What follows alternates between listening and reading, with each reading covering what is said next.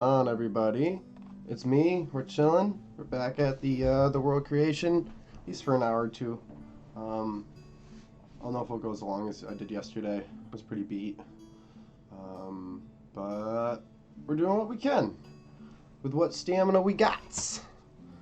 Recovery's been progressing, so just gonna keep grinding what we got here.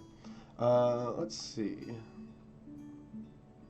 So we left off yesterday with a loxodon. That's where we are. We're creating a loxodon. I'm getting grizzly. I don't know. Maybe I should grow it out again because it's getting cold. Gets itchy though. I'm not in the mood to be itching. Loxodon names. I think we were stuck on the name, or did we land on a name? We did. Nobrin Archiloquae.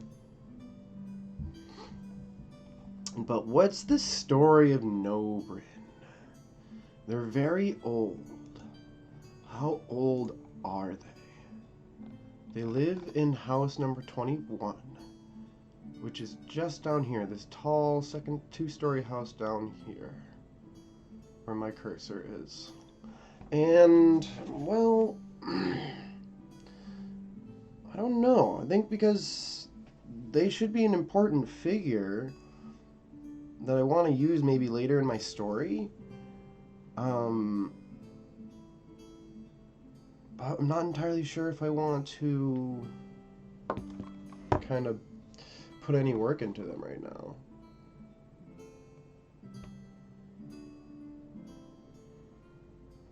What are things... Yeah, maybe I should just leave this open. I'm going to denotate their age.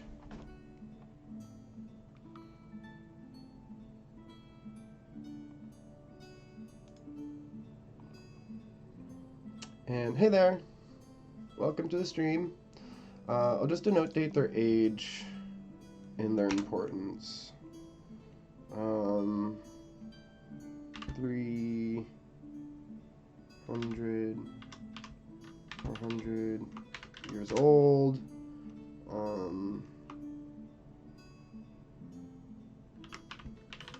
Story pillar. I like the I like this. I like the idea of a loxodon being like a very, I don't know, maybe they'll have like their own private library. Maybe that kind of resonates with me.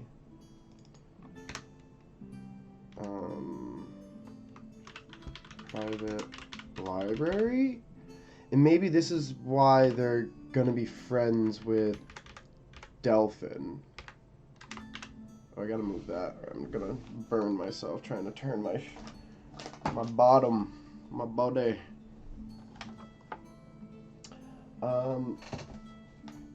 I like that because we already know that Delphin Undabarl is is the leader of the Sorcellers Encapsulate. We already know that, and we had already kind of maybe theorized that maybe if people wanted to maybe get a seat with, or an audience with Delphin, it wouldn't just be anybody that gets a seat. There'd have to be someone that had shown some excellence in something, either the field of study, which Delphin as a wizard would respect tremendously, or perhaps just like a feat of heroics. But maybe we can expand on that by saying Delphin really just has a hobby for reading and books. And Nobrin has always been an esteemed colleague. Maybe Nobrin was in the guild but left the guild?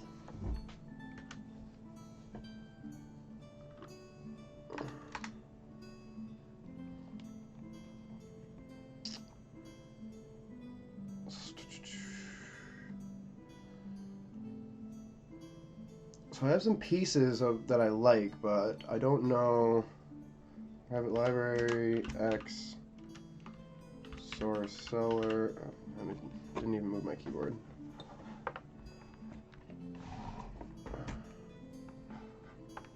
Bada bing. Maybe we do the milestone. Gotta do everything custom for my brokenness. There we go.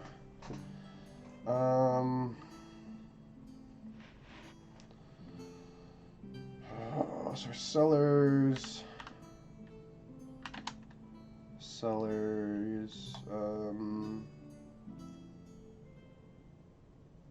We'll just put that. We'll just put that for now.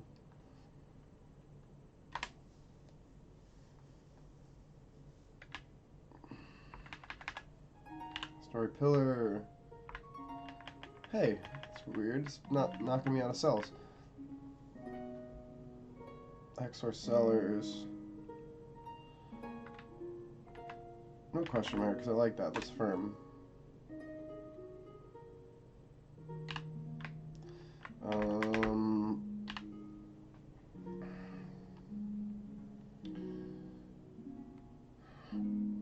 Ooh.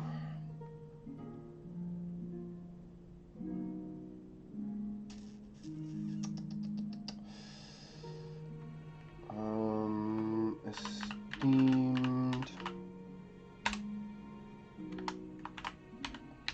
colleague of Dolphin.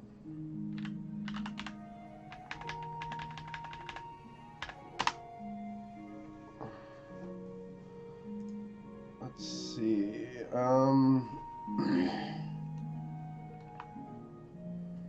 A type of loxodon is this?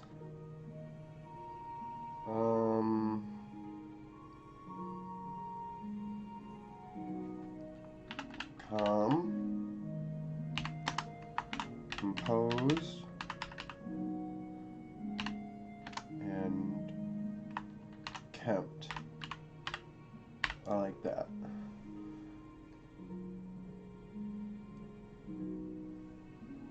What do they look like?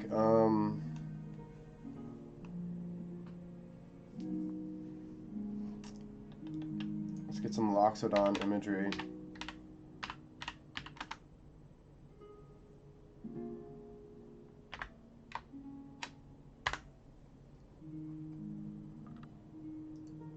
I think the classic look would be just gray skins. See, he's more of like a mystic type, like a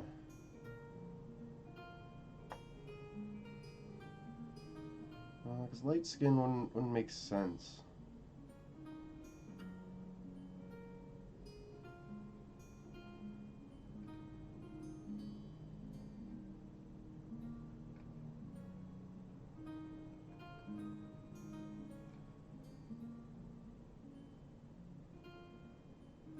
Maybe you do just like maybe even like a traditional.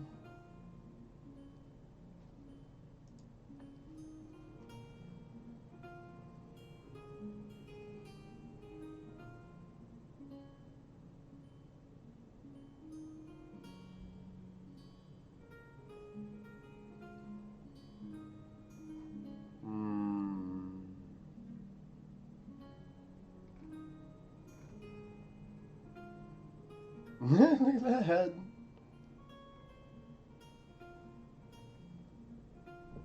Dun, dun, dun, dun, dun, dun. Managing all these cats. Gosh.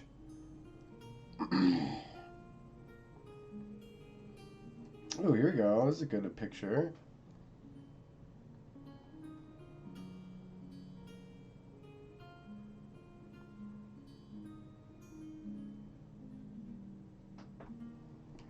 Yes, there we go. Very much that. So, in description, that would be dark, gray,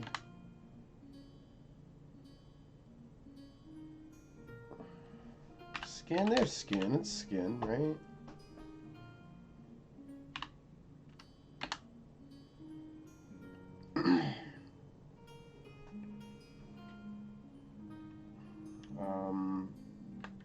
Pristine. 2 pristine.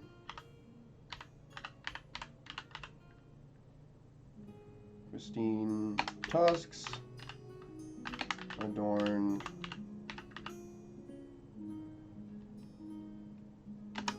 with gold bangles.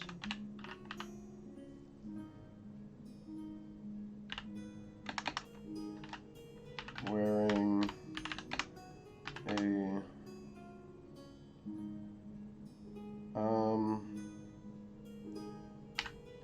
a wizard's head wrap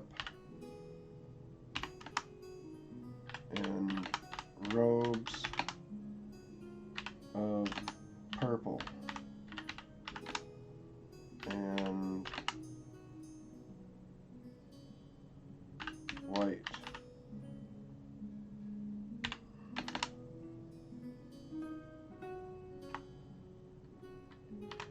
Illustrious jewels and jewelry.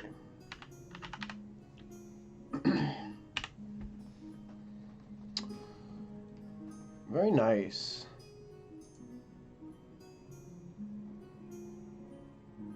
Can I highlight that? I need to make this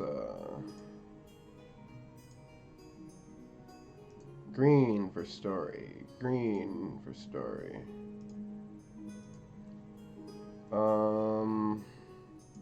She's gonna be story, even though I haven't done her yet. Then these all are just side rolls. Side roll. Janison, we haven't done a human, so we should do some more humans. There'd be like a good majority of them.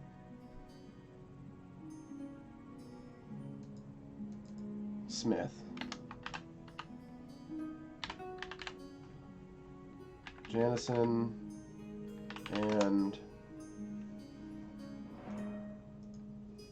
Lewis, I see you. I just don't want to let you in because then Jezebel's going to want to go out and she can't go out because Mama's coming home in like 5 minutes to bring her to the Vetra Day. Let's see. Something works with Smith. Male name.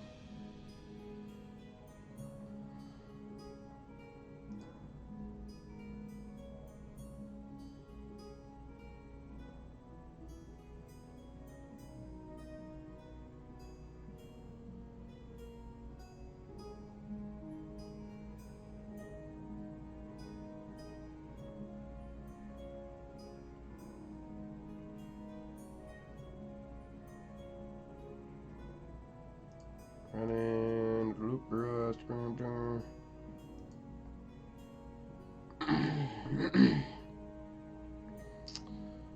see here.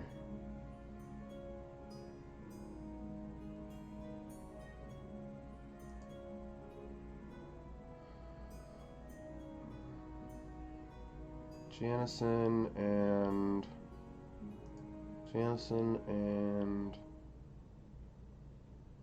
Ruckland.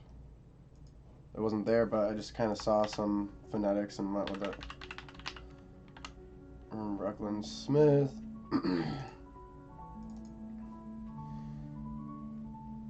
Let's say married, 40s, 23. They'll say, because that's where we go see where they live. They live 23. They live right next to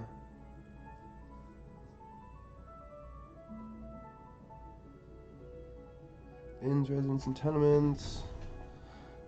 And that is the Riverman Quarter. Alright, I'll let you in, but Jezebel's not going out. No. Oh man, now all the cats are gonna wake up and attack me. So, let's see. I mean, they can live over here. It's fine. Who lives in 27? Table of the Sword, Tempest.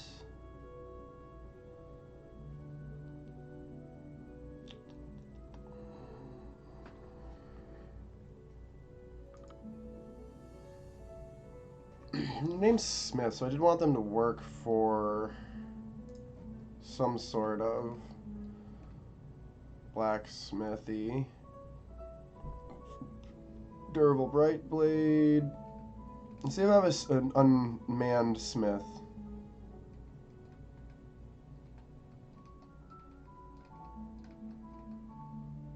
Smithy, Wayfell's smithy. Wayfell Smith, Janison and Wayfell.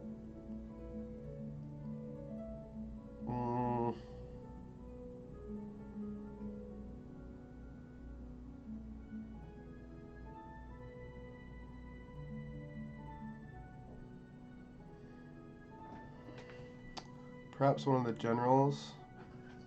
Maybe you could work at the guild hall. The Merchants Guild. Yeah. Rockland.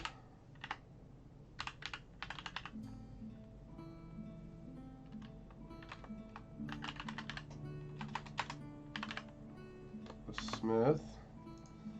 At the guild hall. They do well for themselves, but they don't have their own big establishment. Where'd they go? Here we are. Let's see. Rockland is the head smith. I want to make them a higher position because his house is pretty big. Thus forth, he should make more money, right?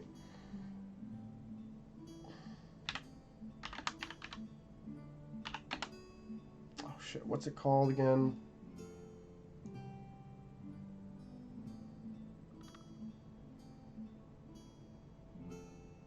Merchants Guild.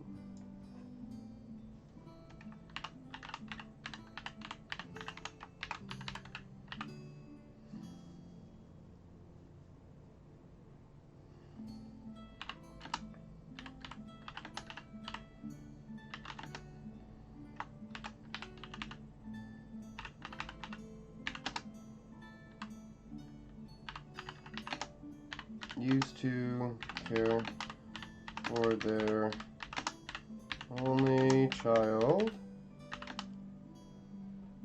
who perished in the dragon's fire. I think maybe that's where we should. I want to start calling it a name. Like if you lived in a place where something big happened, you'd have a name for it. I'd call it thing. Like oh yeah, so and so got caught up in the dragon's fire.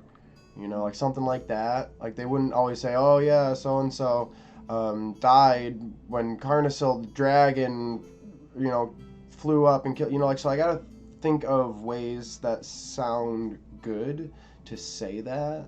As like something that like everybody in the town would say, you know. Perish in the dragon's fire.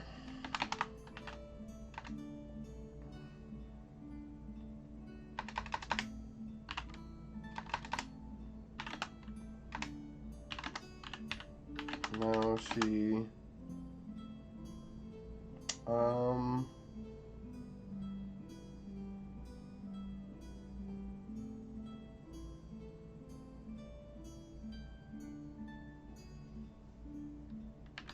yeah, let's add some edge to it. She hardly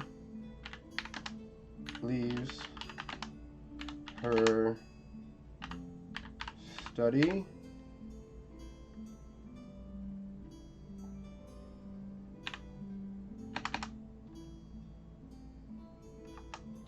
valuable. Your rumors that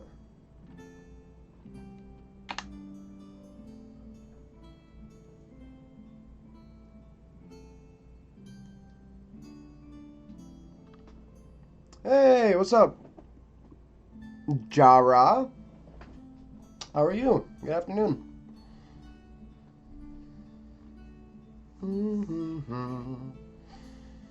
I'm world building for my next campaign that I'm getting ready to run.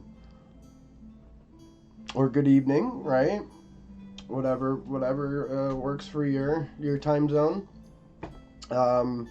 Currently, I am deciding who Janison and Ruckland Smith are.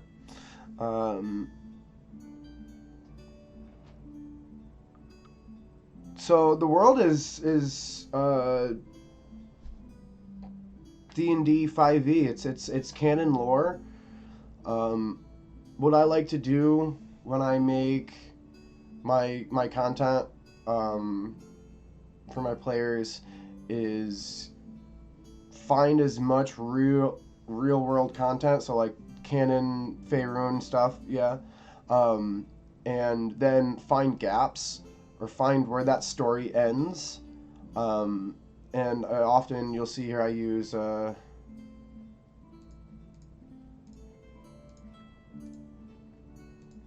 use Forgotten Realms wiki pretty frequently, and it's amazing. I love it. It's my most fun thing to play around in, because you can just find so much cool history of Dungeons and Dragons. But what I do is I find a gap in the story or where the story ends, and then I make my own story, right? So what I've done here is Daggerford actually has a decent amount of backstory and history, stemming from when it first was created and founded as a city, and all the way up until around 1500 DC. So essentially that's where my story starts. And the last thing that was written for Daggerford is the story of it's called Dragon's Fire, I believe. And it's like a D&D board game, like card game board game. And essentially the dragon was released, burned the city down, and flew away to the north. And the story for that game is about where the dragon goes and following the dragon up to the north. But the story for my game is going to be what happens to the people of Daggerford after Carnisil, wreaks his havoc and then upends and leaves. How do the chips fall, and what do the people of Daggerford have to say about that? And what direction that's going to take, right?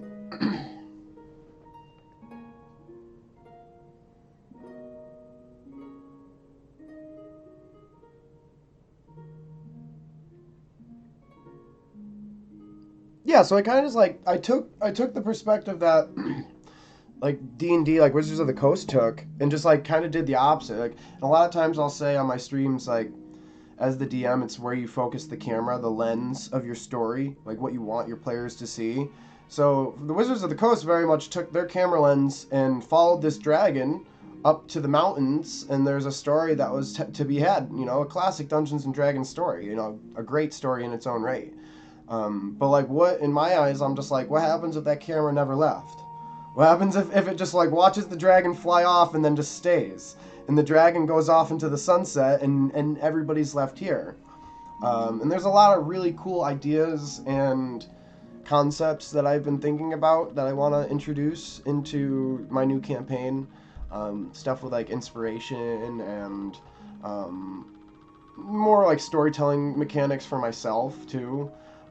Goals that I've set for myself. So I'm excited. This is the first campaign that I'm like putting an extra amount of work into. I'm definitely a supporter of like don't over prep and don't let yourself not play D&D because you're prepping too much. But also, I wanted to see what would happen if I really dove into something and like sunk my teeth into it. And I have the time to right now too. I'm recovering from surgery, so.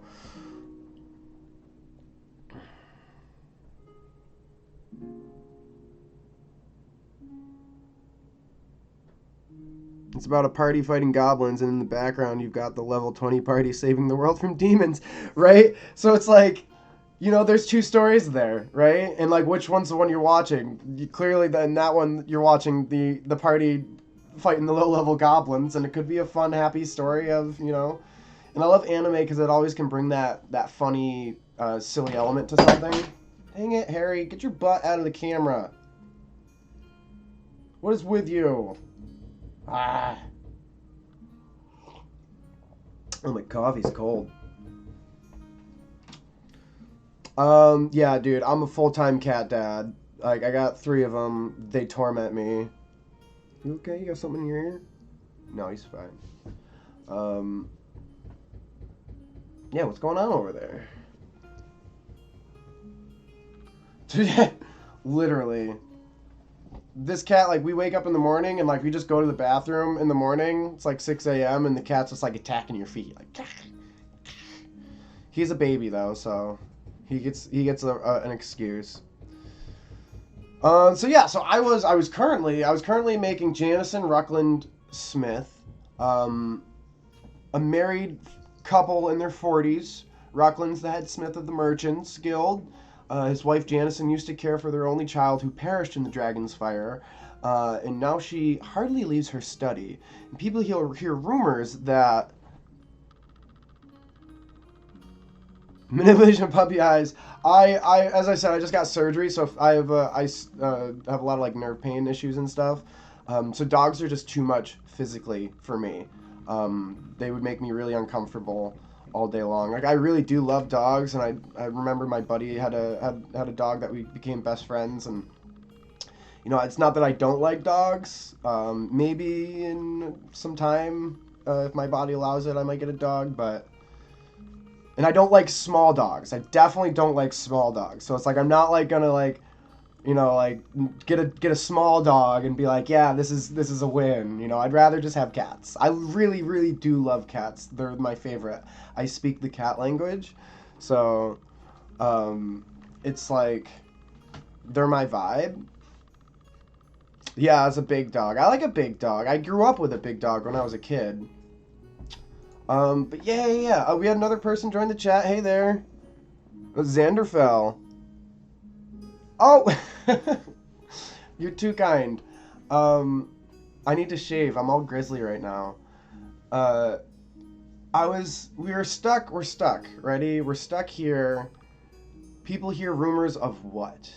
I want to do like, what does she do up there? Her child died, and now she's like a mourning mother, who doesn't do anything with her life. She's just caught up in the regret, in the depression.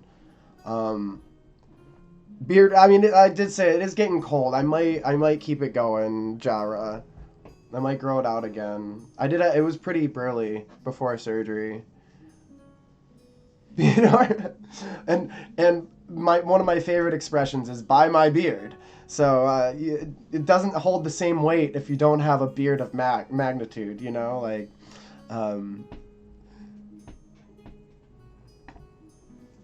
which is like, honestly, like, if you think about that, like, by my beard, in the sense of like, it takes you maybe like 10, 15, 20 years to grow a beard that big. When you say, like, I'm putting my word on my beard, that's like 20 years of patience. It's like 20 years of work and 20 years of like...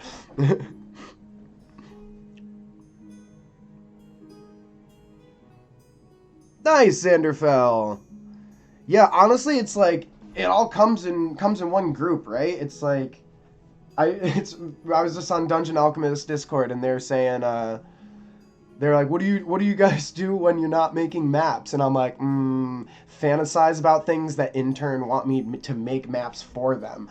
It's like all week long I'm thinking about at least Daggerford, my sessions that I'm currently playing in, new ideas that just pop up. Like, it's this constant headcanon, and it's a beautiful thing. I love it.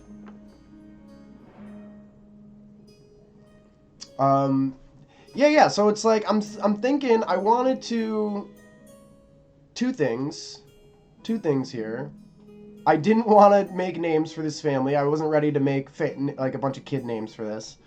And they live very close to where I have decided the Dragon's Flame has come. So, as I said, they're house 23, which is this 2-story house. So, A, they're affluent because they have a big house. B, I'm lazy right now and I don't want to make a bunch of kids' names for them. C, they're right next to where the Dragon's Flame comes, so I'm just like mouse over it. So I decided that like this group of houses and like a path that leads out towards this gate, kind of like this, is where the Dragon's Flames have destroyed a multitude of houses. But maybe they destroyed some other things too. Maybe little Johnny was playing by the docks and was on his way home with a bucket of fish. And that's when Carnasil got released. And Homeboy was on the wrong street. They would be on like Hill Road or maybe even Water Street. Over here we see, this will get a little closer for y'all. So maybe over here on their way home to their house, right? And the child got caught up in flames and died a sad and horrible death. And that's kind of where I've left off. And then I'm like, what? I always love asking, like, what would that mean, right? Like, if your child died, what would that mean? You would be a grieving mother. There'd be a lot of trauma related with that. Perhaps Ruckland sees that trauma in diving into their work and kind of forgetting about his husbandly duties of caring for his wife because he's got his own problems and he's just going to solve that by forgetting about it and working at the guild nonstop. There's always work at the Merchants Guild. It's like one of the biggest, hottest spots in town, right? And then conversely, like, what does that mean for Janice? And she's very alone. She's in solitude. She's reclusing herself. Maybe she's maybe taking things more emotionally, more personally. Maybe she holds a lot of guilt for not going with little Johnny that day, right? And so, like, what could that create for her? Because we have this world of magic that we're in. So I'm thinking, like, maybe it's nothing, right? Maybe my players never go near that house and they never explore that house. But I do want to leave myself something I can work with, almost, So maybe I'll just leave it at people hear rumors of things going on. Okay, Faralorn, Harrow. Well, let's see. I'm going to be moving on to the Zaluskis next. It's like a Polish name. Valmiki. Not so much, but Zaluski? I grew up in a Polish town. It's got the skis in it. Where can I use those names?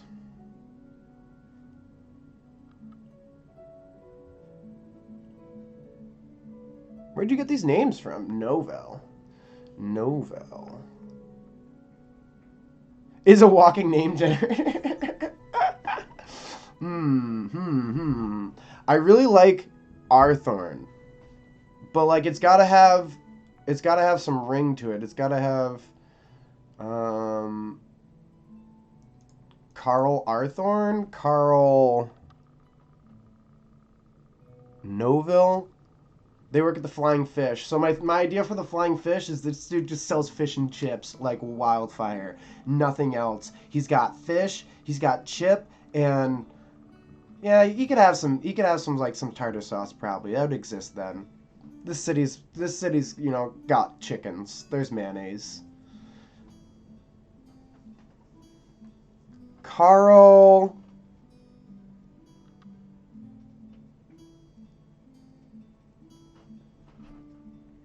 I don't like the Carl R. Thorn. I really love Arthorn, but Carl Arthorn doesn't work for me. Carl Novell? That doesn't not work.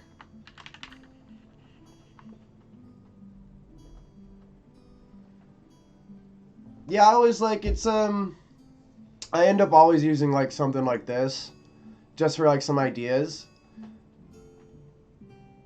But like, for example, like the last name I made, Ruckland, I saw Ruck here, and then I saw Lim, and it just like Ruckland kind of came out of my brain as I looked at that.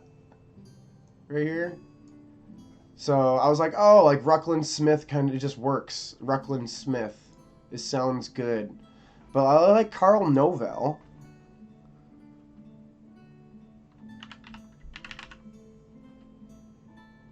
Nice, nice. So one thing I am trying to do is I'm trying to be,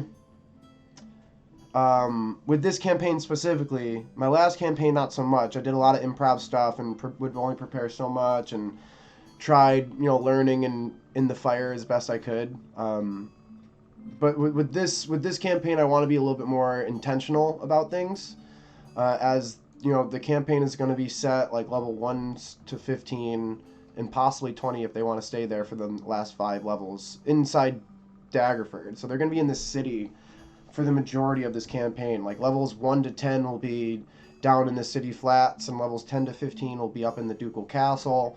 And then again, if they want to stay, they can stay for another 5 levels, or I'll let them just go to like some homebrew open world thing, and see where they want to go, right? So I want to kind of just be ahead of the game in a sense, and I have this very nice lot list that kind of existed from a previous module. And I've kind of just reverted it into this Excel sheet so that I can organize it, slide it wherever I want, add notes wherever I want, and I'll kind of just fill in these names and these houses with a basic, like a name and a backstory of short. So give them a description, give them a personality, and give them a story, and don't spend a lot of time on it.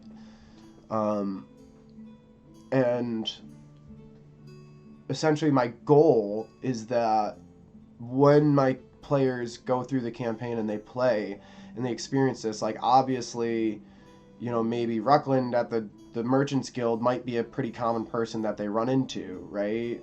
Some of these, like Delphin is going to be a very important story piece. So some of these characters are going to be very important and are going to need a decent amount of writing to them.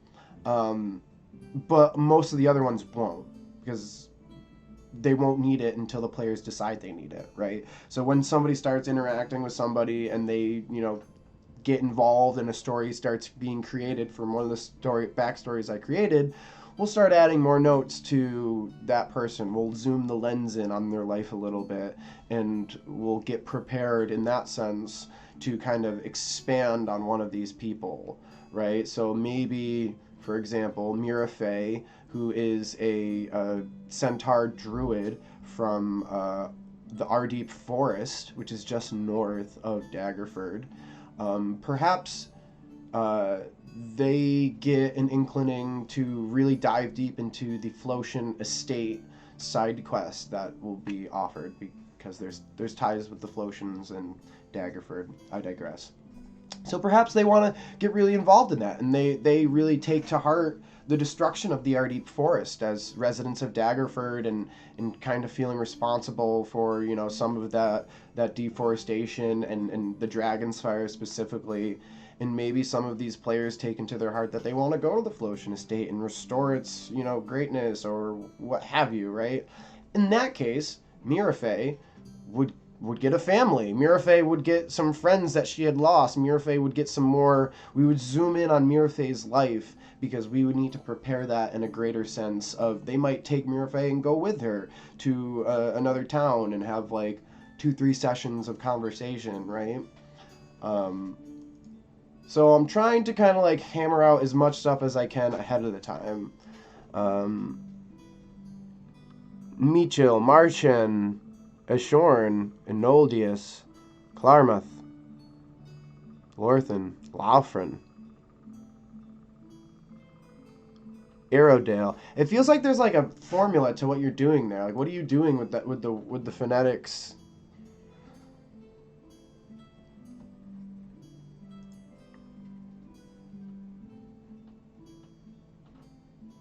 I feel like there's like a pattern. I don't know what it is, or if it actually is there, but is there a pattern there, Xanderfell? I feel like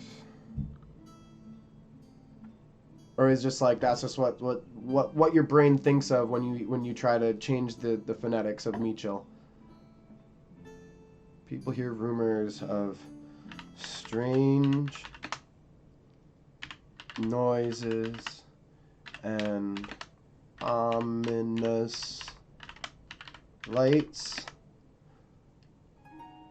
during the late hours of the evening. Let's leave it at that. They hear strange noises and see ominous lights during the witching hour. And maybe it has nothing to do with her. Maybe it's her son haunting her back, and it could be a very small story, right? Maybe the players get really excited about Janison and her grief. And there's a cleric there, and they want to, figure some things out with her. And then, maybe she's doing some seance shit or some necromancy shit up there, and she's trying to bring little Johnny back from the grave. I don't know. It could be a really big story, or it could be a very small story of just, little Johnny knocks on her window at night to try to cheer his mom up because she's gloomy up there. So it could be something very small and inconsequential. Or if the players decide it's important, then I'll make it important and we'll make a big story of it, right?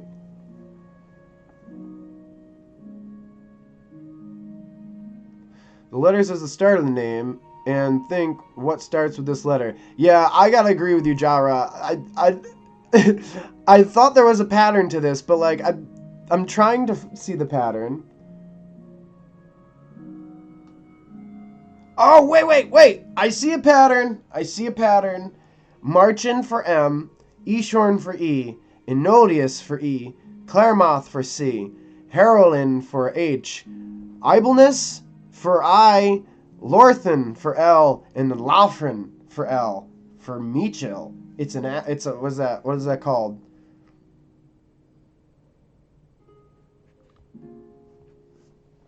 John, Jacob, Jared, and Janice. I couldn't help myself.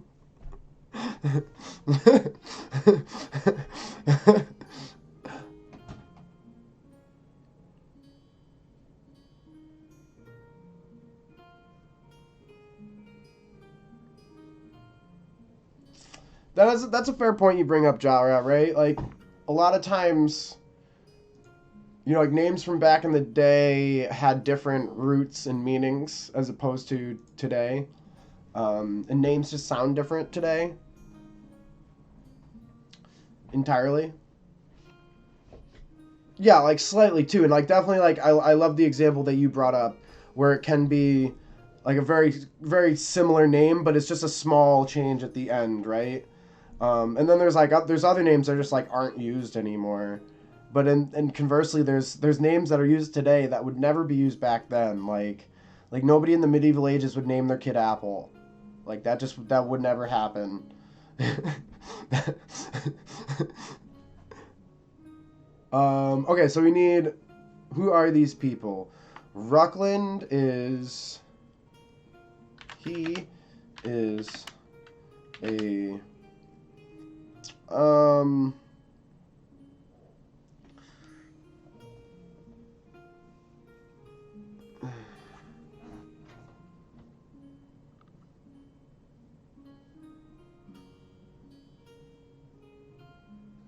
that is also a fair point, Jara. So one of the things I love to talk about is, the perception and presentation, right? And the big thing when you're a dungeon master or playing D&D in general, and even a player, because as a player you present your own character to the party, and as a dungeon master you present the encounter and the scene and the whole shebang, right? So it's very important that you are considerate of what you're trying to present something as, so it's actually received as you intend it, right? It takes effort, it takes practice, it takes, skill, it takes time to learn. Let's see. So, who's Ruckland? Who is he? What does he look like? A rough individual?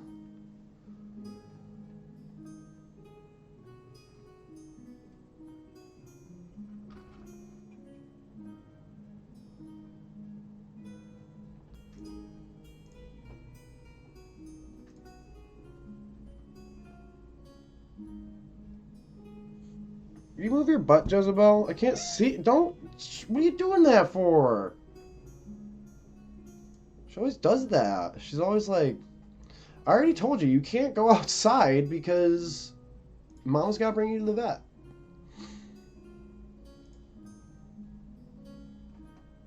Okay.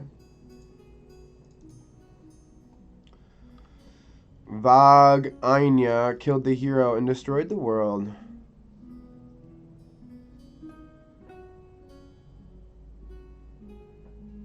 Oh, man. You know, and I just read the names innocently, and you really did me dirty there, Jara. You really did. You know, I don't appreciate that. A rough individual.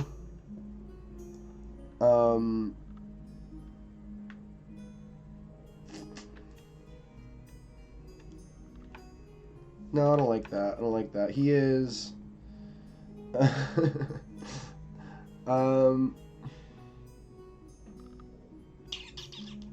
I get vibes that like he's like trying to like dress up, but like he's just very messy. But I normally do the personality first, so I know how to roleplay them.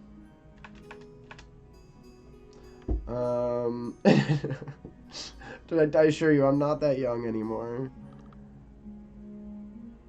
But I should be blessed with what youth I have. And like the worst thing you can do is set yourself up as a DM for a table joke that's going to run the length of your campaign, because you'll never be able to live something down. So be careful with what you put out in the world.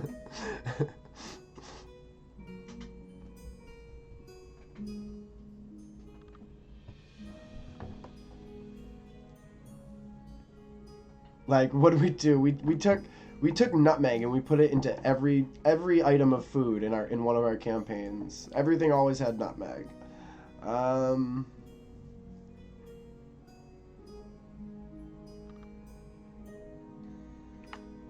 Tired. He would be tired. Tired, short,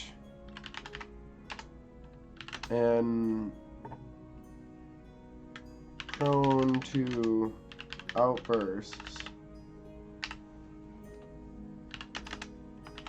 Dressed professionally.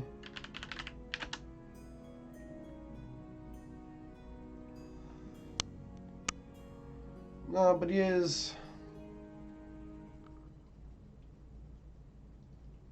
No, but he'd be that. If he was like the head smith, he wouldn't be working that much. Would he? He'd have a bunch of underlings. Oh my god. Y'all are too much. So yeah, so like I see the Merchants Guild's like a very big establishment. They have like, they're the general store catch-all for everything. They probably have like 5-10 smiths, 5-10 this, 5-10 that. So he would like run a team of smiths. He wouldn't do the work. He would have a lot of paperwork. And I feel like he's like this very disgruntled and messy, like behind the desk type guy. Like behind piles of paperwork. Like he does more paperwork now than he does smithing. Dressed in professional attire.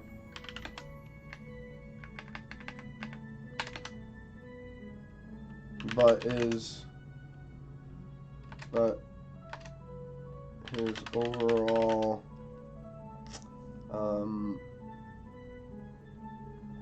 image is messy and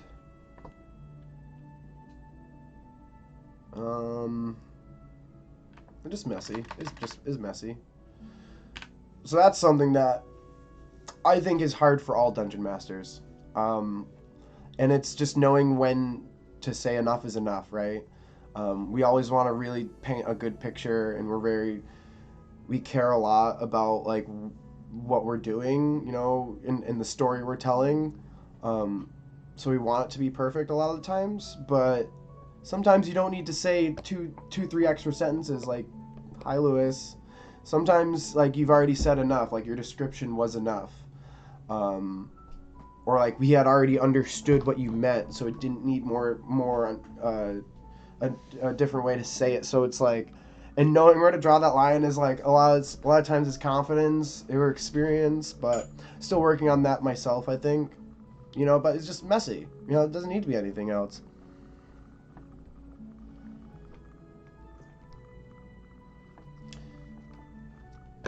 Yeah, I think names can definitely, names are fun. Names are fun because, like, names are, like, sometimes the beginning of a grand character, right? So Rockland is tired, short, tempered. He's not short, he's short-tempered.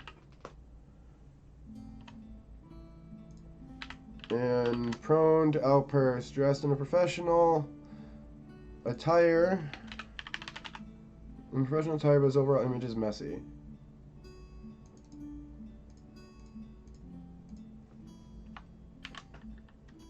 He is... Let's put Rockland.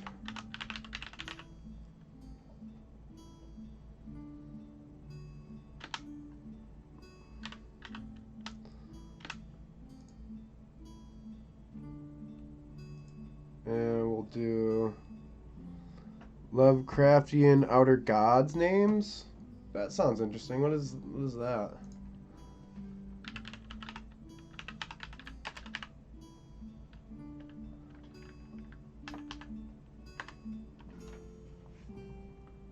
Oh, look, my fantasy name generator is all over the Lovecraftian names. H.P. Lovecraft was a horror fiction writer. He's famous for his works, was now... Oh. Oh boy. Zogdazil. There's some names in there. These are some good Goliath names. Nyarlathotep. Nylar... That's a tough one. Nyarlathotep. Lathotep. Nyarlathotep. Nyarlathotep. That's a tough one.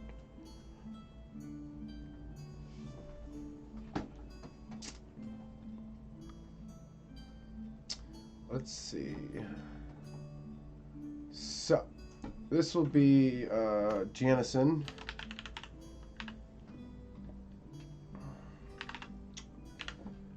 Janison.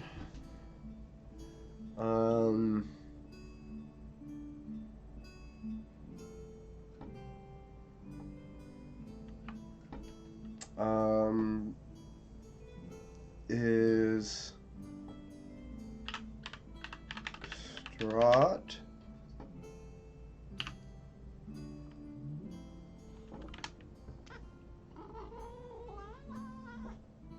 distraught, depressed,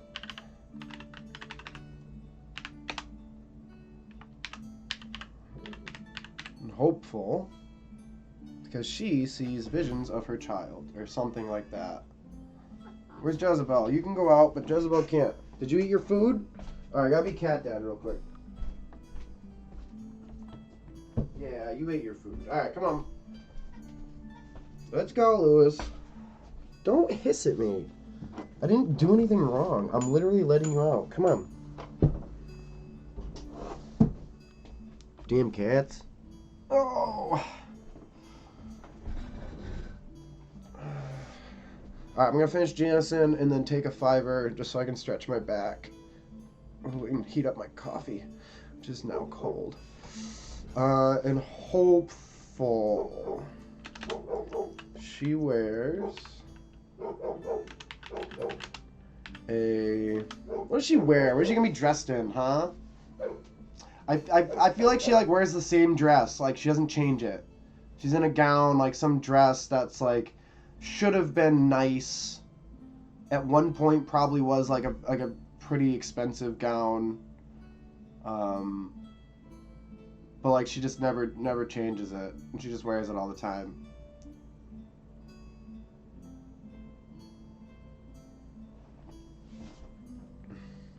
What was once an elegant gown that is now soiled from wine and filth.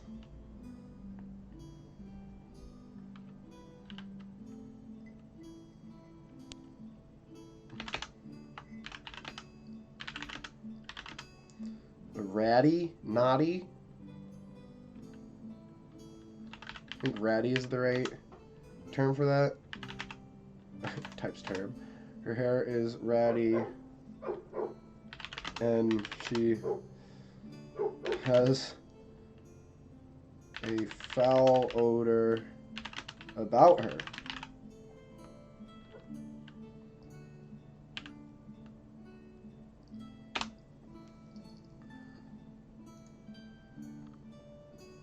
All right. I just made some choice characters.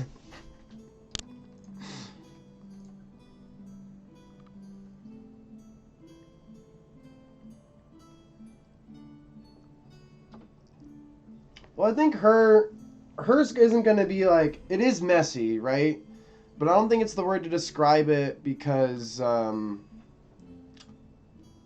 like it's more like depression based, right? Like it's more like 30 bottles of empty bottles of wine and the same glass on the table. You know, it's like the stew pots from her housemaid, you know, are just stacked up like 6 of them deep because like she can't have she doesn't have the energy or the wherewithal to take them and put them outside her door. You know, like stuff like that.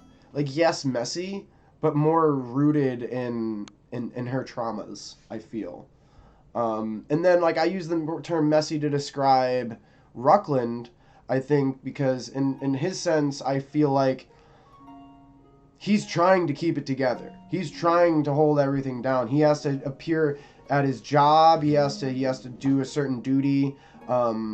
He has to look a certain way in his suit and tie and stuff, but he doesn't look the full part. Like his hair is always not fully kempt. It's always a little undone. It's, so just like a little disheveled, I guess, might be a better word for him.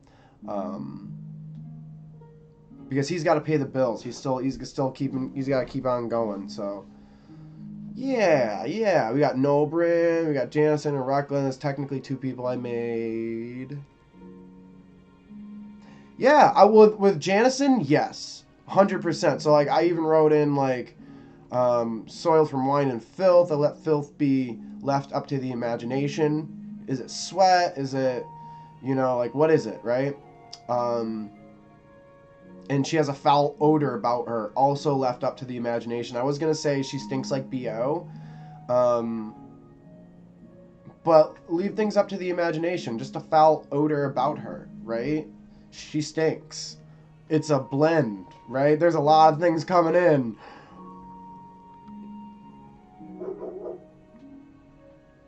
Yeah, for sure.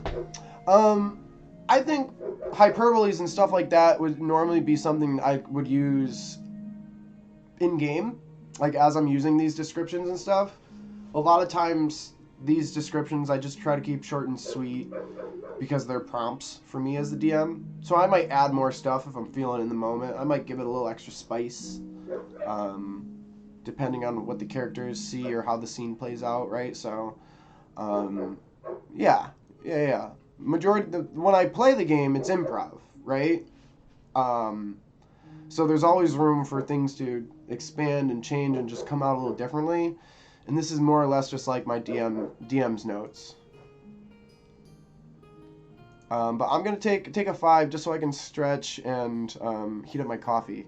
So I'll be right back. I'll see you in a bit, Xanderfell. It looks like we lost Jara.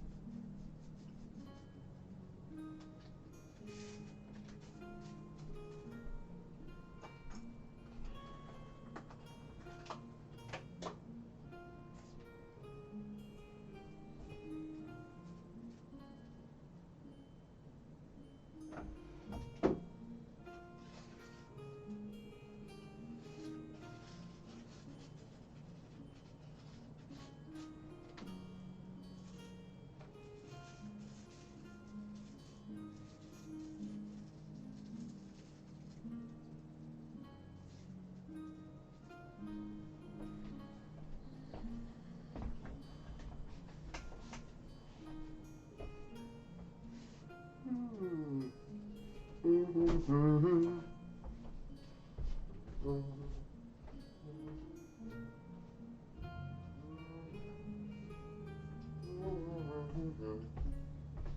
the hell? Gotta find where I put my coffee. Oh, it's down here. Oh!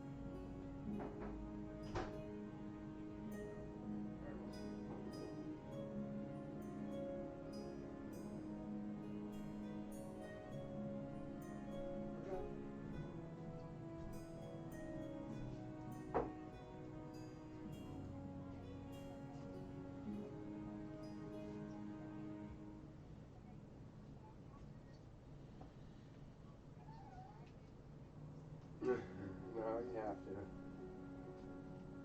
Well, now you won't. Now you won't come back? There you go. Take the hour.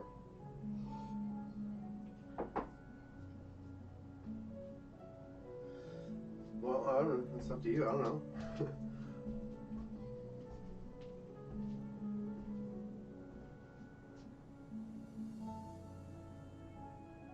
Yeah.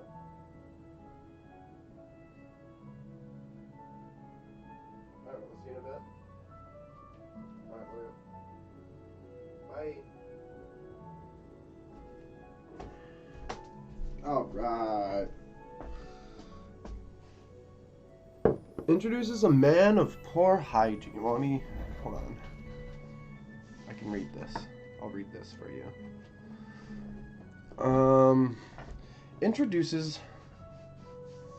Introduces a man of poor hygiene. He stinks of something horrid and grotesque, as though corpse could smell better. His hair, greasy, a disaster to look upon. The fumes visibly radiate from his head. And his clothes ravaged, tattered, rotten stains of food whose aroma has been long forgotten and replaced by something rancid. The man's odor is so foul, even your magic hardly helps stave off the wretchedness that permeates the polluted air around him.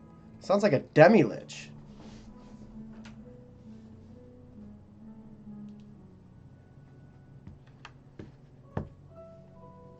I love that.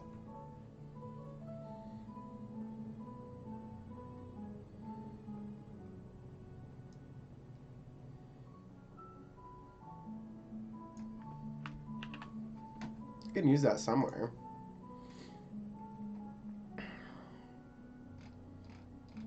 Put that down here in like ideas.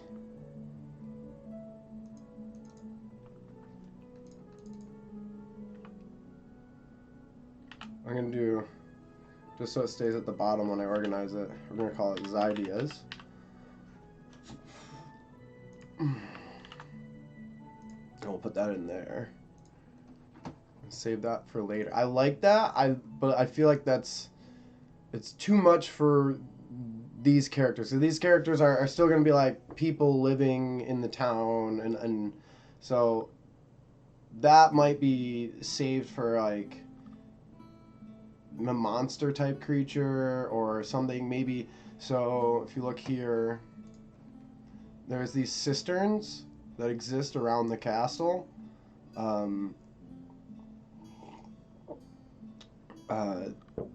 They have cisterns have many uses, but maybe there's like a creature down there.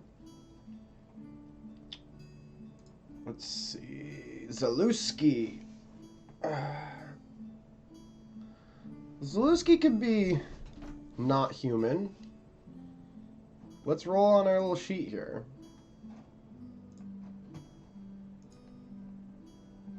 Don't download it again. You already have it downloaded, you silly goose. There it is.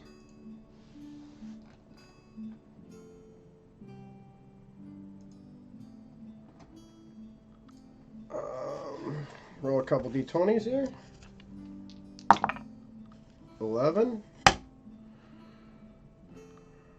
Tabaxi. Ooh. 100 years. Elder at 80. So yeah, about a human lifetime. Where does Zaluski live?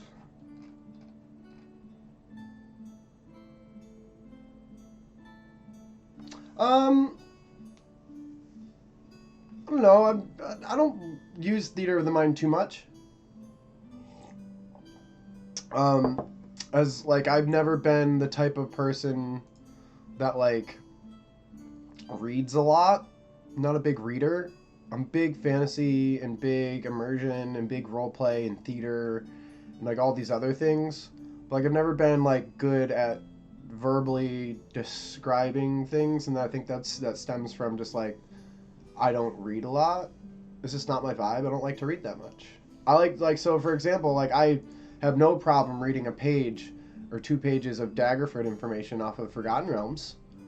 But if I had to read a chapter of a book, like I'd fall asleep and get really bored really fast. It's just maybe it's my ADHD, maybe it's I don't know what it is, right? I think a lot of it is just stimulation.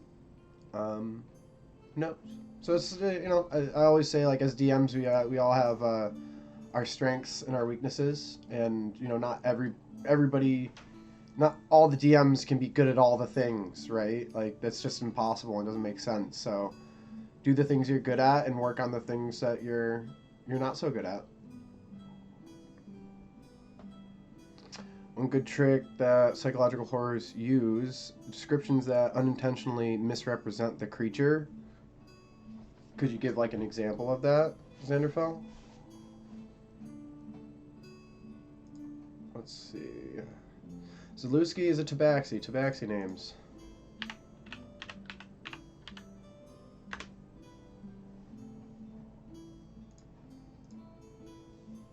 I should get my ice pack too. Tabaxi names are tribal in nature. Names like Kite in the Wind, Ethereal Candle, etc. Names are unisex and are given based on many elements, including astrology and the history of the individual's clan, and shortened nicknames. Okay. I'm gonna grab my ice pack. I'll be right back.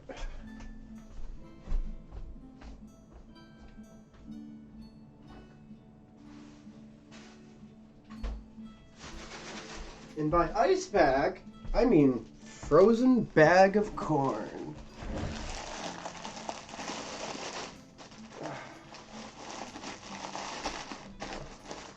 Honorable mention to frozen bag of peas, but I feel like corn's the best so far. Well, again, let's see where they live. 24. It's probably down here.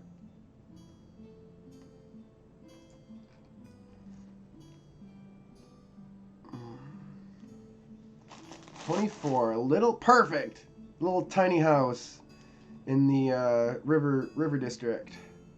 Riverman district. Riverman. Cool. This is going to be... Let's see.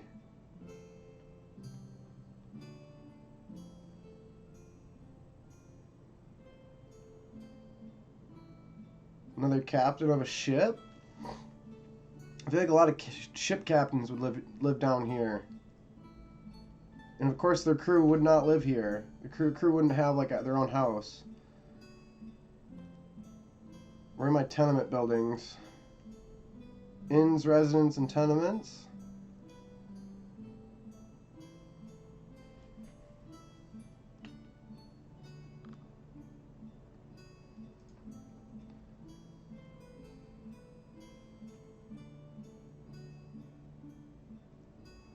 Okay, Zalewski.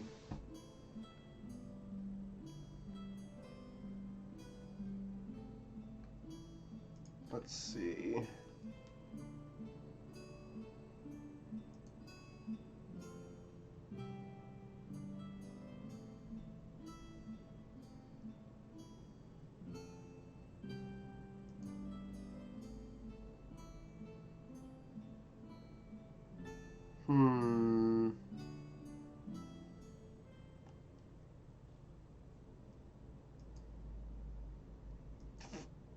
There's one that had fish. What was that one? Brash Sea. Brash Sea Zalewski.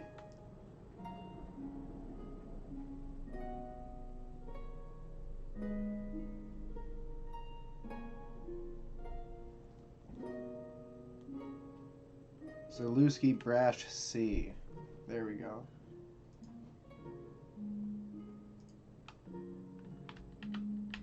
Nope.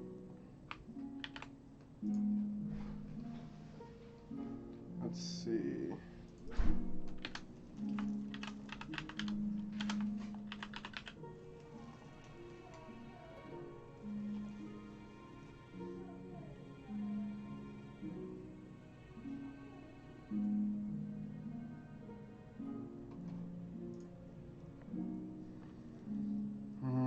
I looked upon a beast with legs. Its body was the color of blood.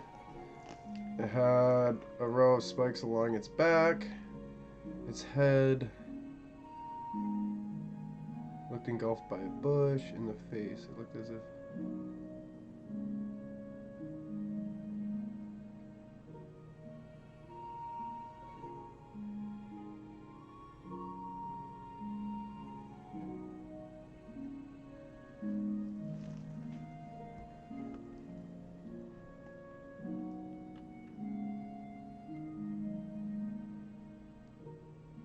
You mean like using things like engulfed by a bush, or like its tail looked like the head of a morning star?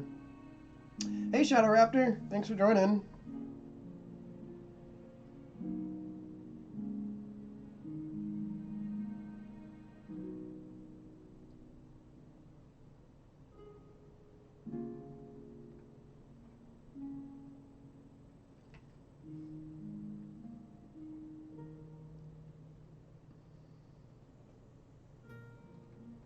I think I like what Shadow Raptor brings up. I definitely try to do that a lot.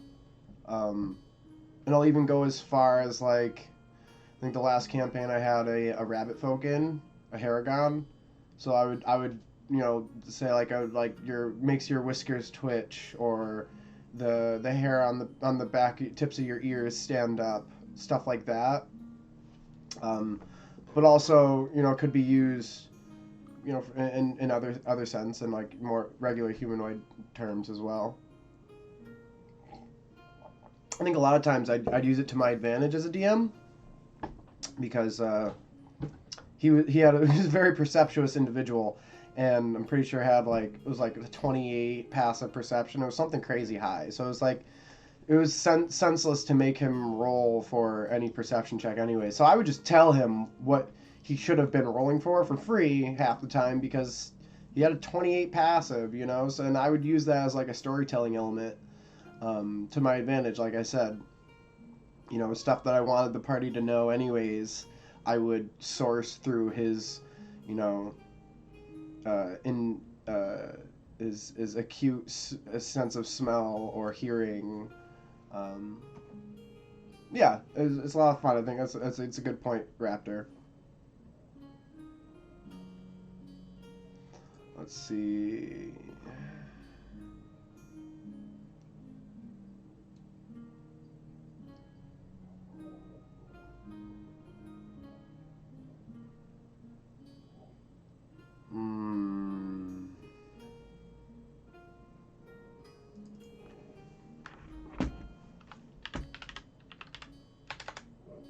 Tabaxi. Seafaring.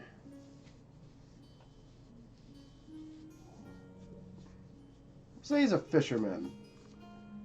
Seafaring fisherman.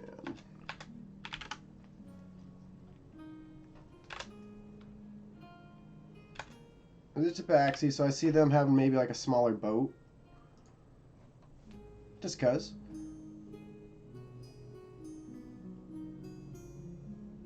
Can I guess what it is? Let's see. Colored blood. A manticore.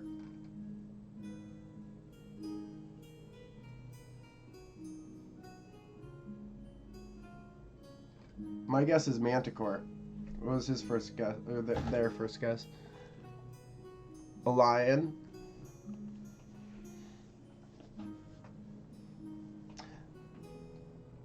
His body was the color of blood. How does that make it a lion, though?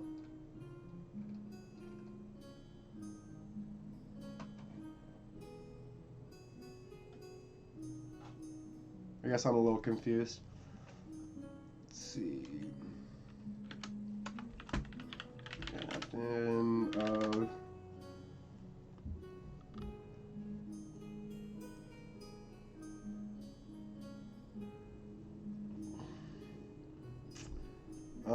let's see.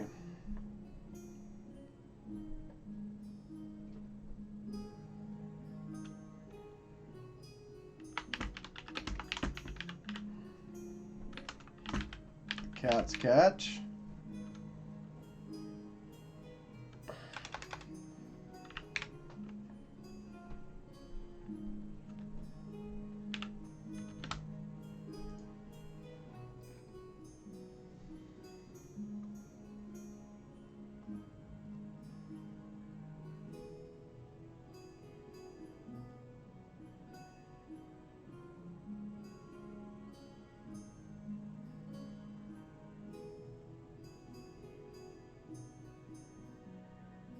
I don't know, but like for me personally, as a player, I would be very confused unless what Shadow Raptor is saying is true, and the creature had just freshly gotten a kill and was quite literally covered in blood, but was the color of blood, is what you were saying.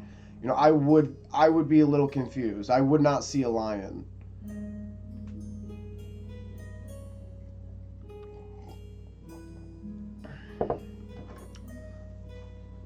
But like this is also where it's like sometimes a little bit of a visual aid can allow you to take these grand steps in description, right? Or other types of aids, I guess, like a token or something like that, you know, so...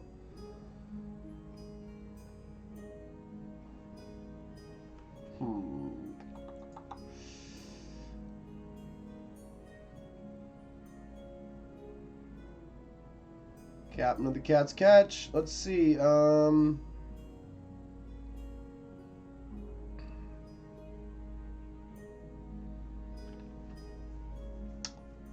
just don't think this person needs to be important at all.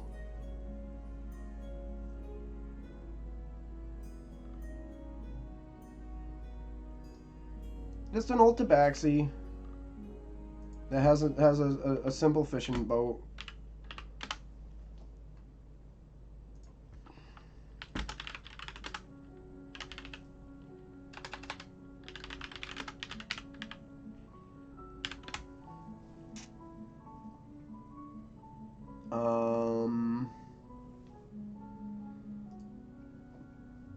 I don't think there's any trauma needed for this guy. Just a regular old guy.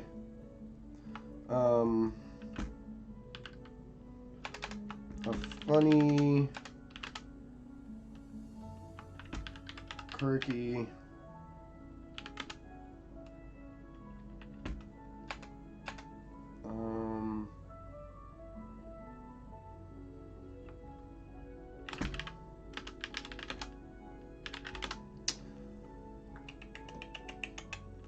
we'll say, I'll make him gray. Gray striped fur.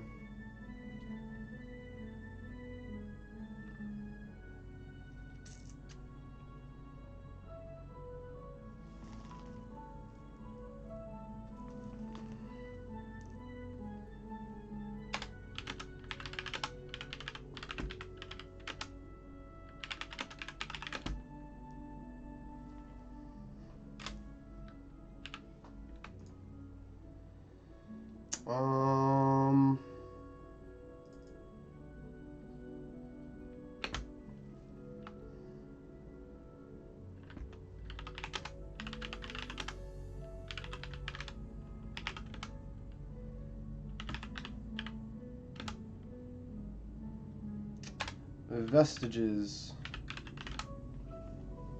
What does vestiges actually mean, though?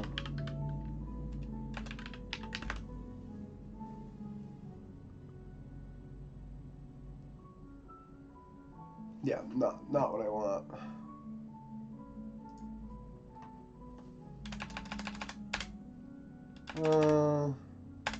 Just a tire. A tire works.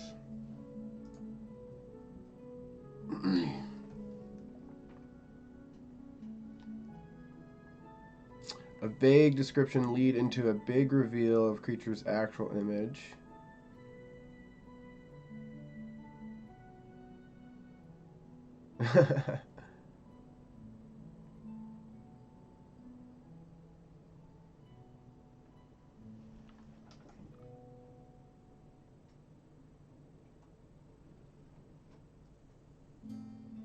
Oh, let's see.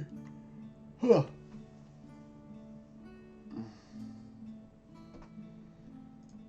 That's all he needs. He's a simple dude.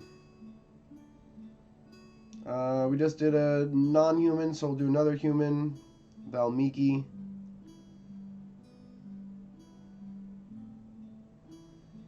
Valmiki.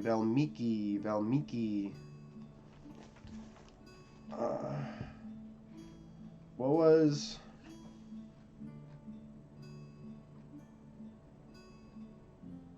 Got a lot of chat here. Hey, there's got another one hopping in. What's up? Going on? There we are. Here's names. Yeah. Arthorn. Valmiki Arthorn?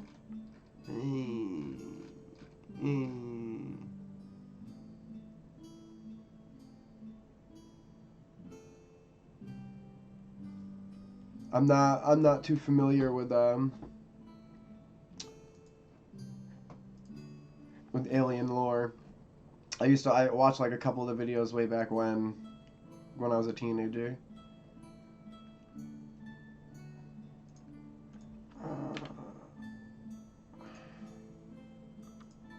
Let's see.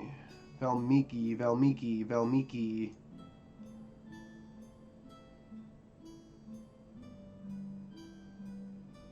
Lo Tiohi, Valmiki. I kind of like that. It's a lot of E's, but I like that. And we'll make this person, where do they live? It's always the question that's very important. 25, the Valmiki house. 25 is a smaller house just next to 23. 23 is the Jansen's estate, so it would be a nicer house. Would it? Would it not? It would be. What is the house just above it? Is 22? Who's 22? Oh, that's Nobrin. That's okay. Nobrin can have a big house. And then who's here? 21. And that one's 19. Who's 21? Who's 19? 21 is Ramusio.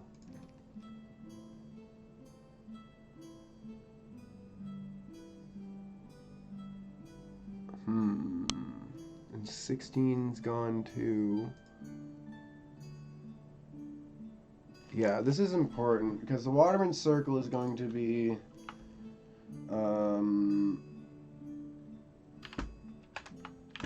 tenement housing. So like I've been asking myself, I keep making all these captain houses, which is fine because captains, you know, are captains. But like, who's their crew? Like, where's their crew stay? Where do they go? What do they do? And the Waterman Circle is essentially like the Seafarers Guild, right? So, I guess one of the things that might be important to a Waterman's Guild, a Seafarers Guild, is having equal and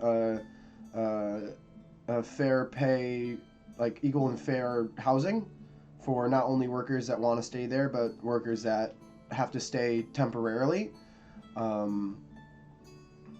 Like say you had people coming from like Neverwinter or Baldur's Gate. So perhaps that could be like something that they do, especially because the in game right now is not too hot. A couple inns got destroyed.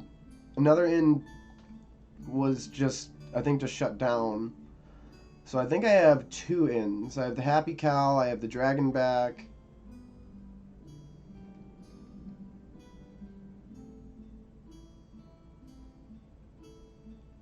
Yeah. So that's all I have. Oh, I have the River Shining Tavern. Where's 43? Way over here. That's businesses and guilds. It's gonna be like nice. Where's Dragonback? Oh, I have Lady's Luck too. Where's Lady's Luck? That could be a good one. 53. But it's way over yonder. 53. Lady's Luck.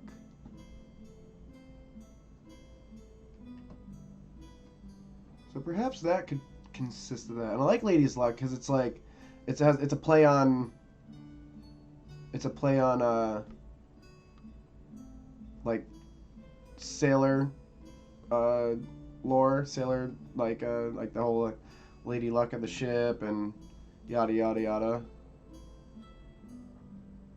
53, what's 56? Dervil's a smithy.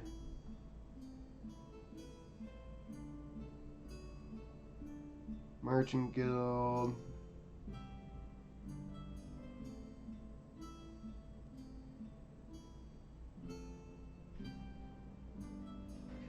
I think Lady's Luck could be that.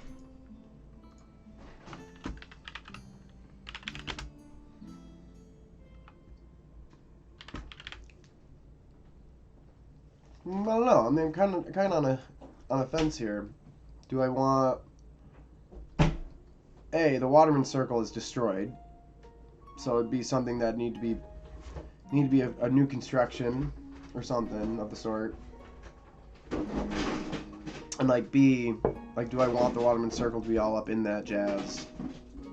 You know, do I want them to?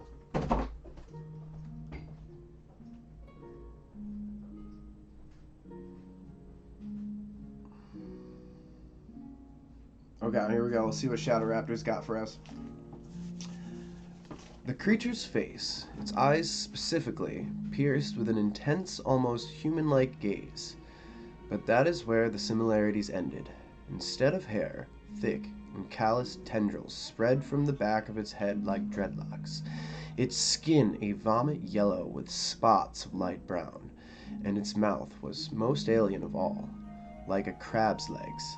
The four appendages curled up into a scowl before the creature roared, the appendages spreading as a spine-shuddering roar. Deep, primal, emerged forth.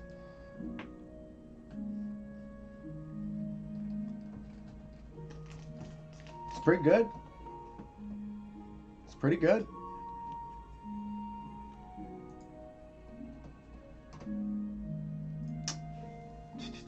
So, and like all this question asking is like, what do I want the Valmiki house to be? Let's see.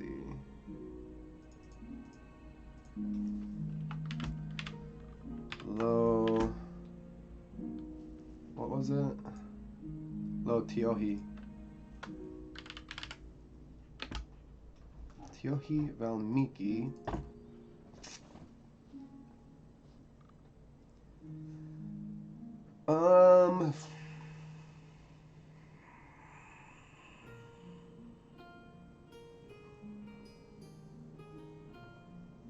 I'm not opposed to just having more captains and more, but like, because this is a very port-friendly town. Like,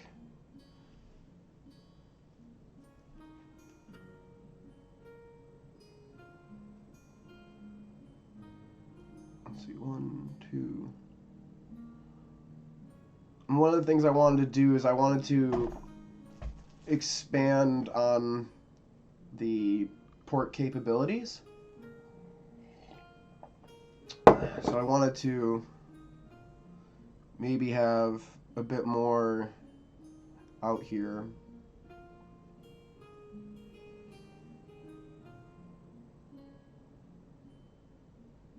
So like maybe he should be someone that's reserved for out there, a simple old fisherman guy. Or maybe he like used to be. Maybe I should write that in.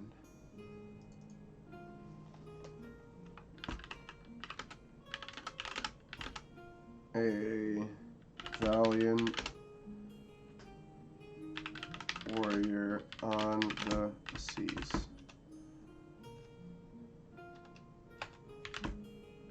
But has retired. Yeah, maybe make this guy. He's got some cool backstory. He's got a couple cool stories. And if that's the case,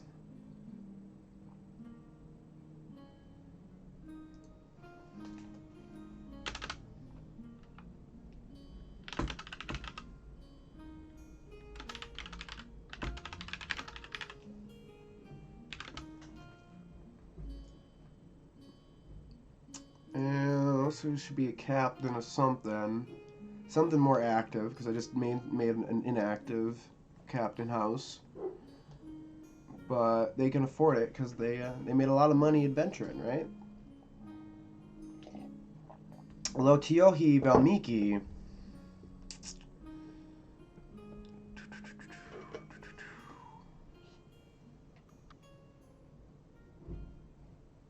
think another runner. Human too. Human seafaring tradesman. Captain of the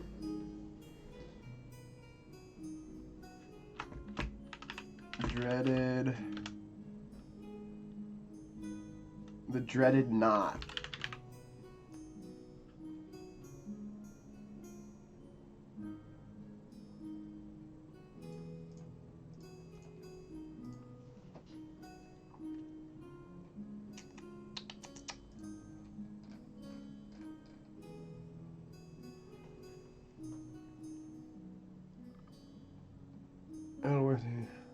What's a yautja?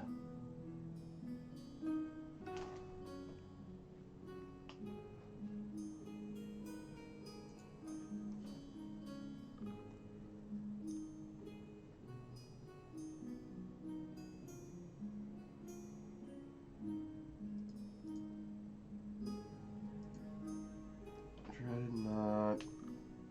Let's see.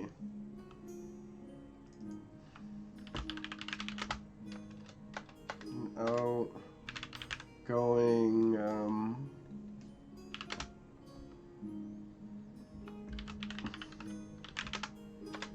inspiring,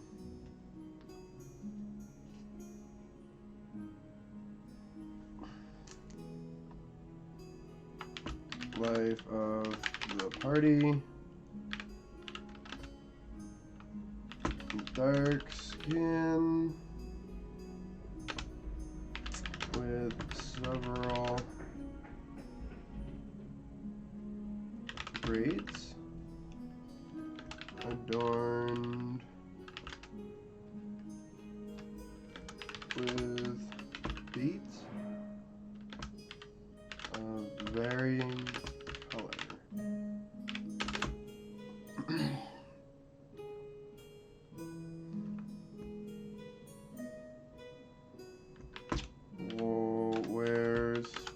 Wears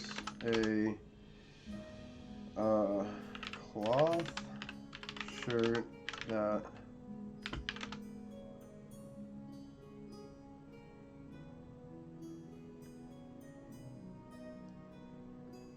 reveals his chest.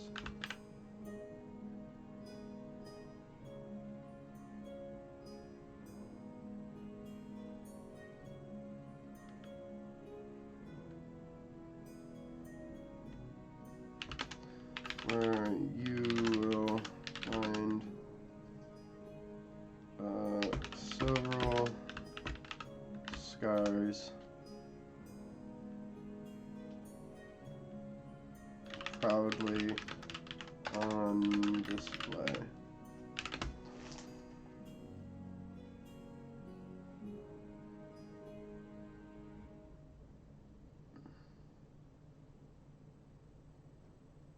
Okay.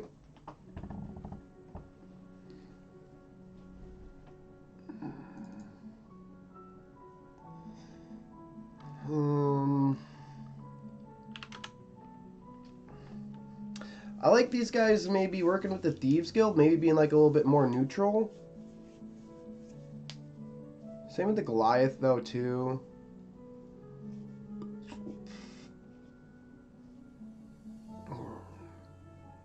Maybe these guys go on longer trips. Let's take a look at the coast. Oh dang it, I gotta go find one.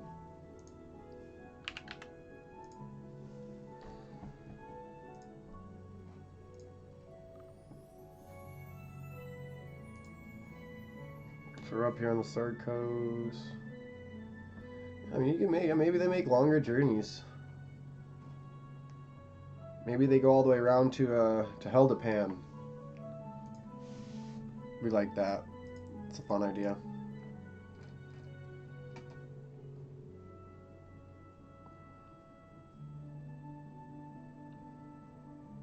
Nice. That's actually a valid tactic that was used. Some ships were better for doing it than others. Our captain of the few ships that is equipped for long distance journeys often frequents the city of Eldapan.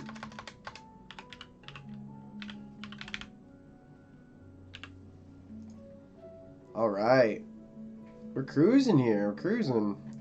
1, 2, 3, 4, 5. See what time is it? I have time for maybe one more. We can do Carl Noville of the Flying Fish Food House. Human.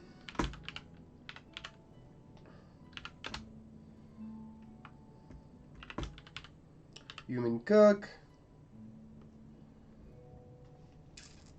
26. 26 is down here. I'm gonna put my corn away so it doesn't melt. 26 is big. Whoa.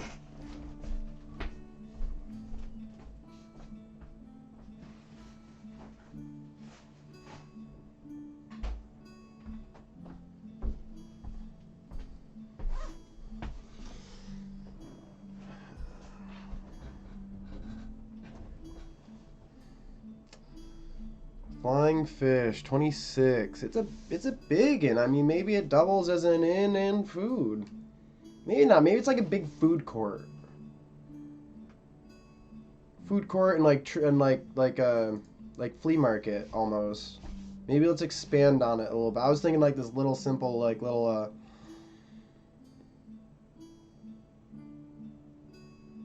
a food court just like adds so much more behind that, right? If it's an establishment, I can like trim that down a bit. I don't know.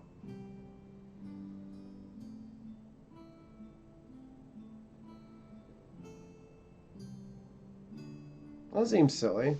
I'm not big into like space fantasy and stuff. I'm more of just like a classic like magic high magic fantasy.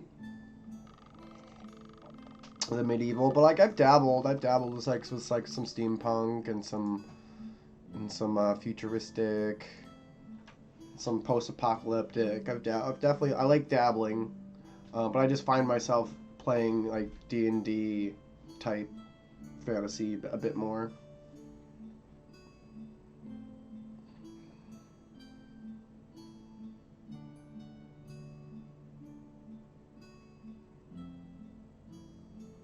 And also, I mean, I can make that building any size I want it to be. It doesn't actually have to be that big. It just is showing that it's that big. What's next to it? 28 and 44. Herald's Runner. A clean chin. So I could just make like the Herald's Runner bigger if I want. So yeah, human cook.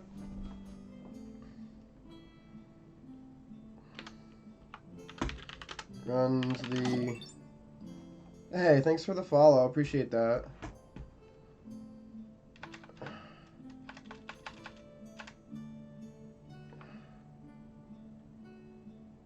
Founder and owner of the... Actually, no.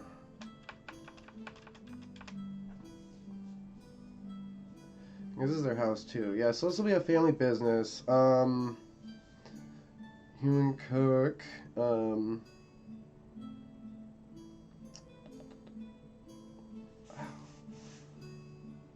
I'm getting pretty sore too. I'm gonna have to call it soon.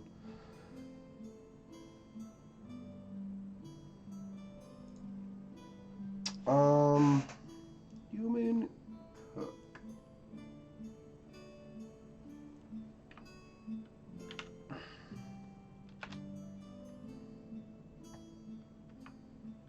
Runs his father's shop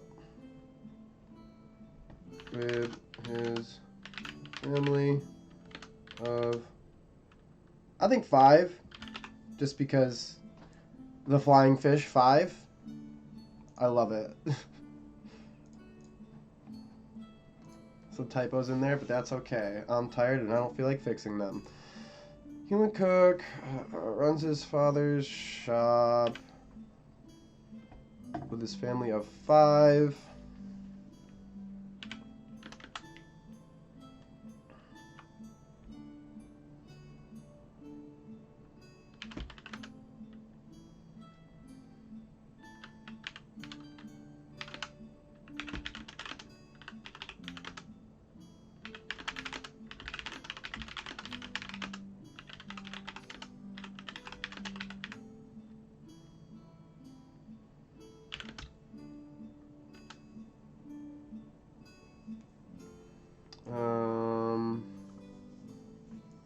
His father can be seen at the same table in the corner every day.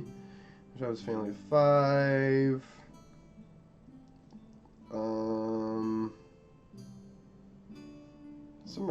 Some regular humans here.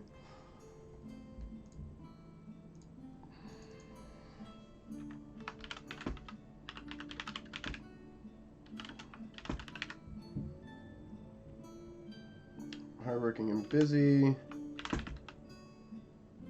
Carl has a lot on his plate, but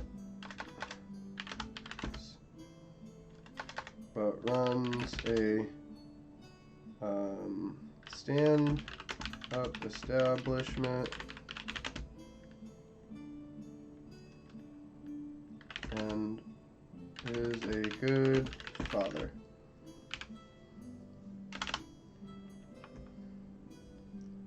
His family has brown hair and tends to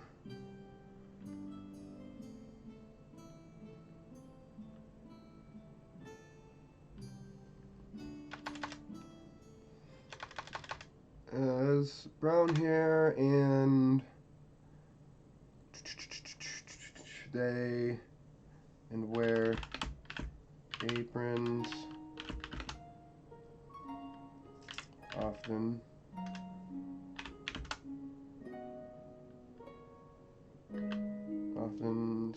stained from use.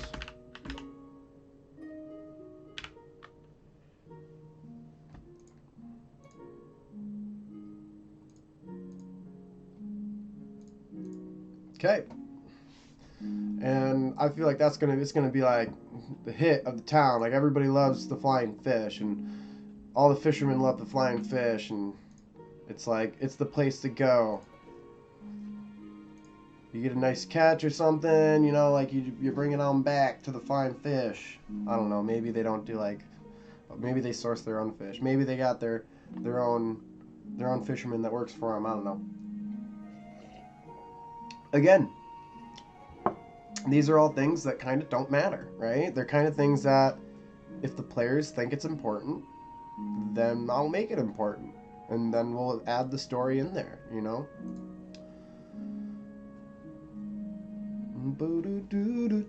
Yeah.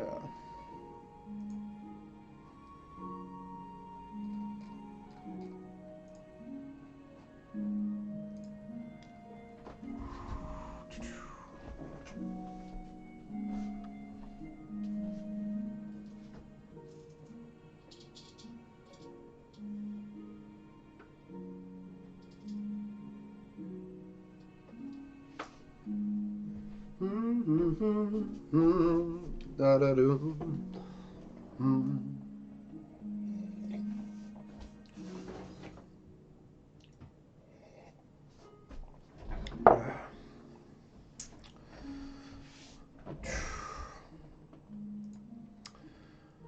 Yeah, let's see. So next we get to go into the table of the sword. So I guess we could do some research. And, you know, we're just going to go to our Forgotten Realms here. Table of the sword. There it is.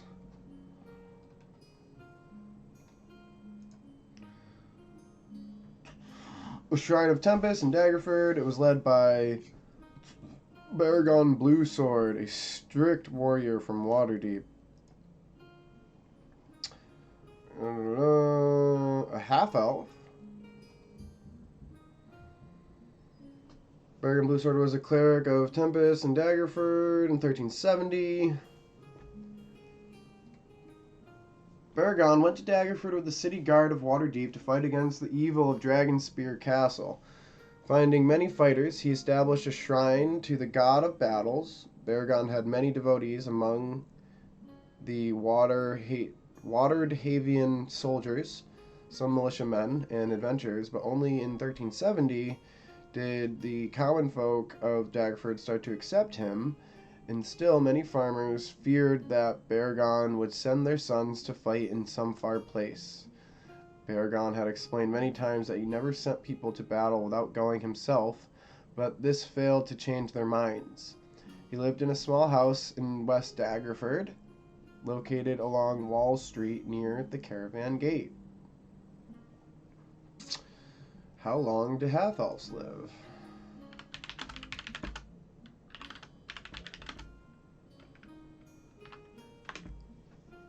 180 years. So 20, 25, 30. So we're 30 years and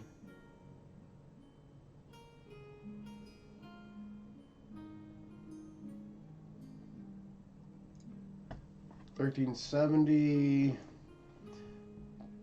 130 plus 30 is 160. He can still be alive. He's really old. I love that.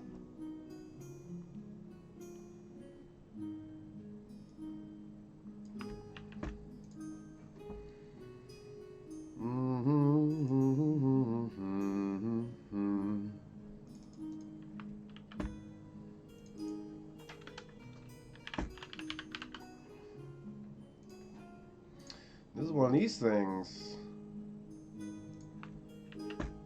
Come in here, we can do one of those things, like we did for Luke Sunbright.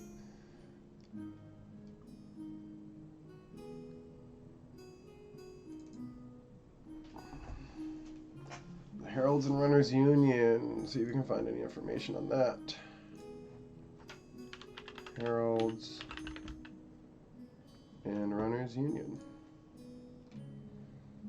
The Herald and Runners Union was the guild hall for the messengers and heralds in the city of Daggerford in the Western Heartlands. In the mid to late 14th century, the guild hall was located along Wall Street in the southwest Daggerford.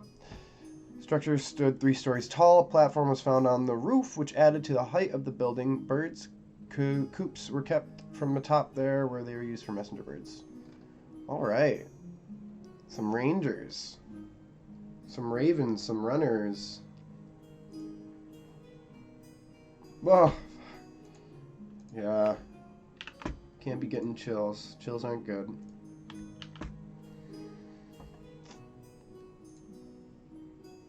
And then the barracks. And we can get into Bluegrin's, Baragon's blue swords. We'll get into his personalities a bit more next time. I'm gonna call it short here today. I'll definitely be on, what day is it tomorrow? Thursday? Yeah, I'll be on tomorrow for Thursday. Try to get some world building done. If I'm not feeling up to it with my stamina, I might just stream some Waven or maybe even some Baldur's Gate. I tend to play Baldur's Gate at night though, so you'll see the notifications pop up. Thanks for the follow. Appreciate it. Really excited. Once this campaign's complete, we'll see in January. Most of my content used to be map making, Dungeon Alchemist. So I'll be creating all of the artwork and the maps for this campaign that I'm prepping here. And then pretty soon we'll be able to run it. And I'll actually be able to DM it, and we'll be able to put that up on the stream as well. So I'm very excited for that. It's going to be a full 3D presentation. So we have the Dungeon Alchemist as our tool for VTT. Maybe by that time I'll find an actual VTT that I can put the JSON files into. But for right now, I think Dungeon Alchemist just as a cinematic viewer works fine. And yeah, really excited for the next year. Gonna definitely change the schedule around once I start getting a bit more healthy and getting back out of the house. So just be mindful, and hopefully I'll be set on something when we get a good portion of the way into next year there. Excited to start releasing more content. Thanks for hanging out, Xanderfall. I really appreciate all the advice and all the different tips there. I always love learning, and I appreciate wherever the advice comes from. So thank you very much, and see you soon.